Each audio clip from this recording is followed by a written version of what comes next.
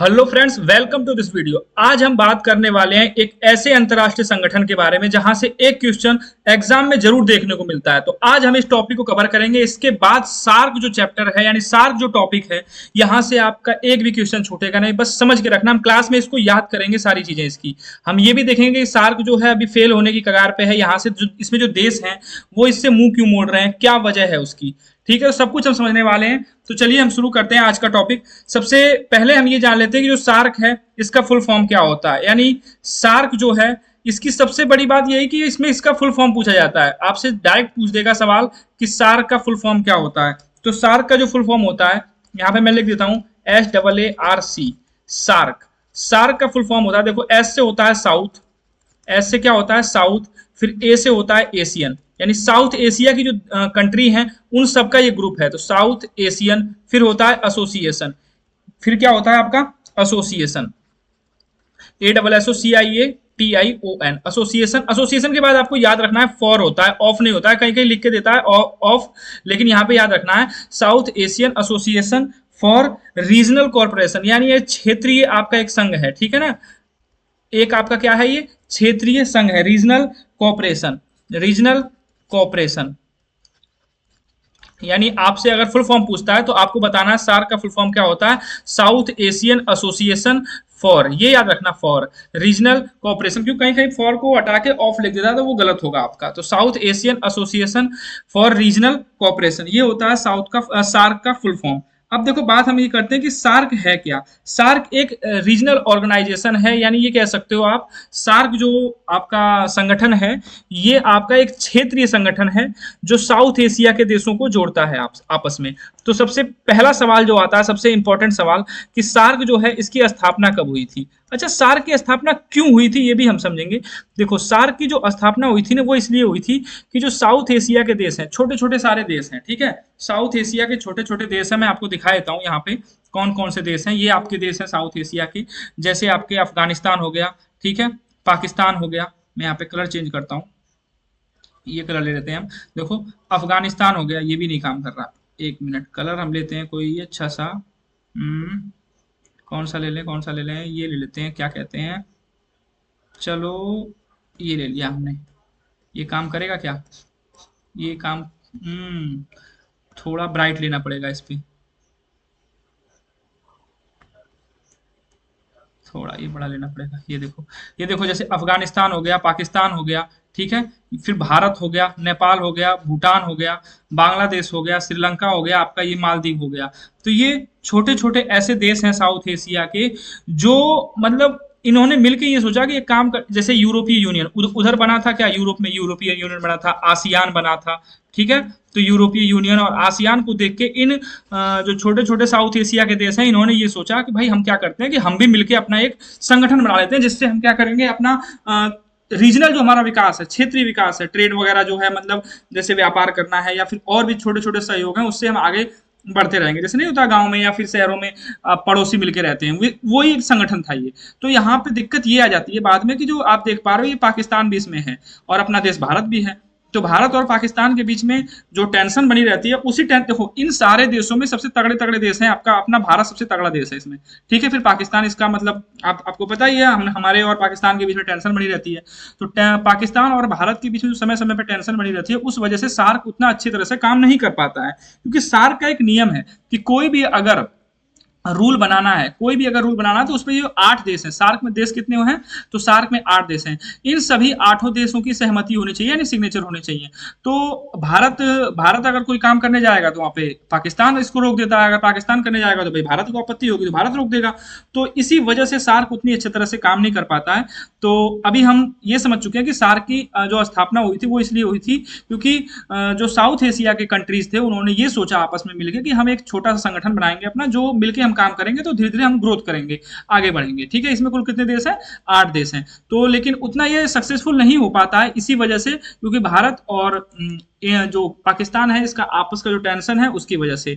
और भी रीजन है इसके, तो हम इसकी जो मेन मेन बातें वो देख लेते हैं। सार्क की जो फुल फॉर्म है वो हमने समझ ली, South Asian Association for Regional Corporation होता है। और इसकी जो स्थापना है, स्थापना पूछी गई है कई बार, स्थापना कब होती है, तो ये होती है 8 दिसंबर 19 85 को। कब होती है? 8 दिसंबर 1985 को। मैं इसका एक कोड बताता हूँ आपको, ऐसे याद रखना। आपको पता है कांग्रेस की स्थापना कब हुई थी? 1885 को हुई थी। तो याद रखना उससे 100 साल बाद, उससे कितने साल बाद? 100 साल बाद कांग्रेस की स्थापना होती है। उसके 100 साल बाद साउथ एशिया के जो जितने भी देश हैं, 8 देश, उन्होंने मिलकर एक अपना क्या बनाया? सार्क नाम से एक संगठन बनाया, जिसकी स्थापना उन्होंने की थी कब?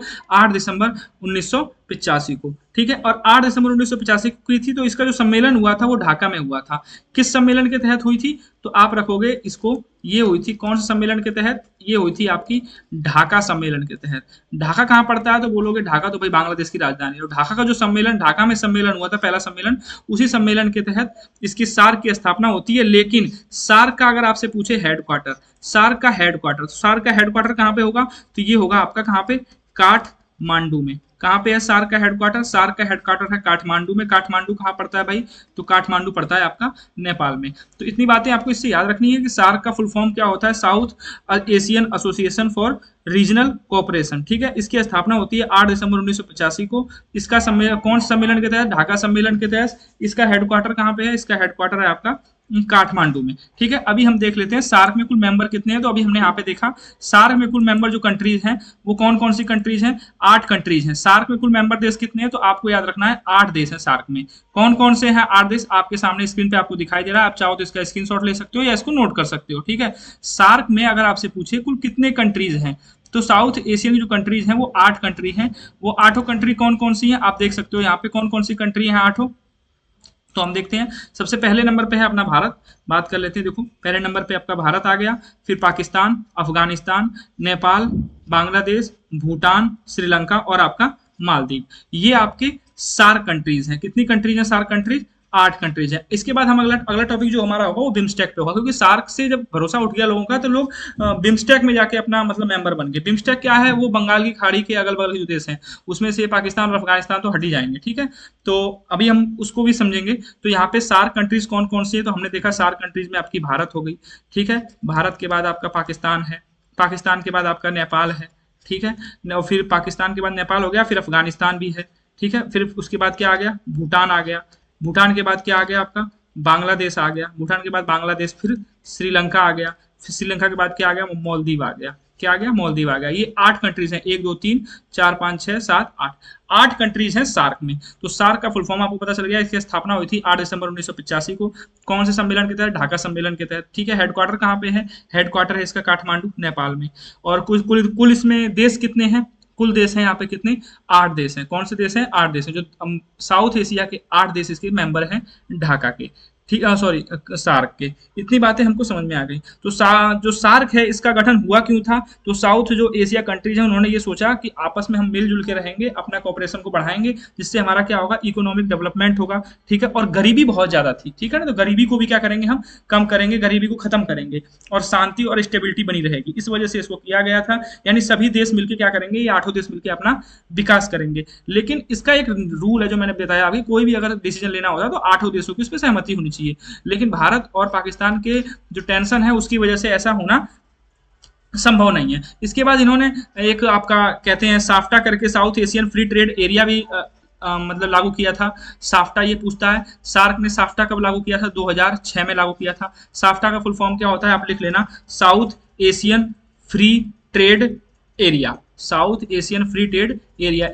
इसकी शुरुआत की थी कब? 2006 में। ठीक है, 2006 में इसकी शुरुआत की थी। इसका पर्पज क्या रहा था? तो इसका पर्पज ये था कि देशों जो 8 कंट्रीज हैं ये आपस में जो ट्रेड करते हैं, मतलब व्यापार करते हैं, उसको आसान बनाना। ठीक है, तो सार्क की जो स्थापना है वो देख चुके हम। अब सार्क फेल क्यों हुआ? उसकी फेल होने की, फेल मतलब क्या, उतना सक्सेस नहीं हो पा रहा है, यही सब रीजन है उसके। ठीक है, आपका कह सकते हो सबकी सबकी सहमति नहीं हो पाती, क्योंकि 8 देश की सहमति होनी जरूरी होती है और आपस में एक दो देश अगर एक दूसरे को देख टेंशन में है तो ऐसा हो नहीं पाता।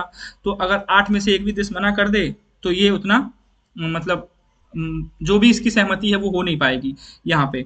तो सार्क की स्थापना हुई थी कब? 8 दिसंबर 2000 सॉरी 8 दिसंबर को हुई थी 1985 को। अब इसमें एक चीज और पूछा जाता है कि इसमें जो लास्ट वाला देश है वो कौन सा है, जोड़ा गया था। तो याद रखना लास्ट देश जो है वो आपका अफगानिस्तान है। अफगानिस्तान कब सार्क में शामिल हुआ था, तो ये शामिल हुआ था अफगानिस्तान 2007 में, यानी साफ्टा के बाद अफगानिस्तान इसमें आया था 2007 में। याद रखना है अफगानिस्तान इसमें शामिल कब हुआ था, 2007 में। कुल देश कितने हैं, तो 8 देश हैं। अभी कितने देश हैं, 8 देश हैं। तो ये थी सार्क से छोटी सी इंफॉर्मेशन जो कि इस वीडियो में हमने कवर कर ली। सबसे ज्यादा इंपॉर्टेंट इसका यही है, सार्क का फुल फॉर्म आपको पता होना चाहिए। ठीक है, सार्क की स्थापना कब हुई थी, 8 दिसंबर 1985 को। इसका पर्पज क्या था, पर्पज यही था कि जो साउथ एशिया के जो देश हैं वो आपस में मिलके क्या करें, अपना गरीबी को दूर करें और अपने मतलब कंट्री को क्या करें और इकोनॉमिकली डेवलप करें। तो ये सब चीजें थी इसका पर्पज। और इसका किस सम्मेलन के तहत इसकी स्थापना हुई थी, ढाका सम्मेलन के तहत इसकी स्थापना हुई थी। हेडक्वार्टर कहाँ पे है इसका, काठमांडू नेपाल में है। और जो इसका 8वां देश बना है, 8वां देश कौन सा बना है, अफगानिस्तान बना है। कब बना है, 2007 में। साफ्टा साफ्टा साफ्टा की जो इसके साफ्टा की शुरुआत की कब इन्होंने, 2006 में, ट्रेड को आपको आसान बनाने के लिए आपस में जो कंट्रीज हैं। तो ये थी हमारी सार्क से रिलेटेड इन्फॉर्मेशन। उम्मीद करता हूँ वीडियो आपको अच्छी लगी होगी। और अगर आप नेक्स्ट वीडियो चाहते हैं ऐसी ही हो तो कमेंट सेक्शन बताएं। और अगली वीडियो हमारी जहां तक होगा तो हम बिम्स्टेक के बारे में बात करें, क्योंकि सार्क के फेल होने के बाद जो कंट्रीज हैं उन्होंने बिम्स्टेक की तरफ अपना रुख कर लिया है। वो बिम्स्टेक को ज़्यादा मतलब अपना ये मानते हैं कि बिम्स्टेक में रहने में फायदा है। और बिम्स्टेक जो है आपका, वो आपका बे ऑफ बंगाल यानी बंगाल की खाड़ी के अगल बगल के देश हैं, यानी उसमें पाकिस्तान और अफगानिस्तान नहीं है। अब उसमें बिम्स्टेक जो है उसमें मेन देश आपका भारत है। ठीक है, तो मेन देश भारत है, बाकी सब छोटे छोटे देश हैं। तो यहाँ पे बिम्स्टेक ज़्यादा इससे सक्सेसफुल रहा है। तो इतनी बातें हमने इसमें समझ ली। मिलते हैं अगले वीडियो में। Thanks for watching this video.